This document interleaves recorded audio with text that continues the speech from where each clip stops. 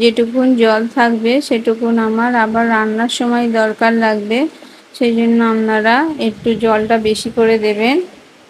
আমি সরষের তেল এখানে দিলাম মইটাগুলো ভাজার জন্য।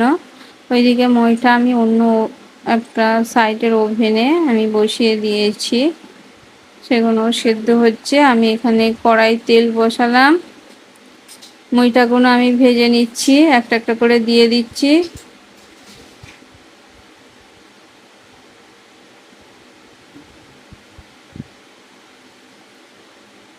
উল্টে পাল্টে আমি মইটাগুলো ভেজে নেব।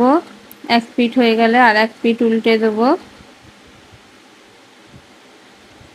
এই ভাজতে ভাজতে এই ভাজাটাই এত সুন্দর খেতে লাগে, এত দারুণ লাগে।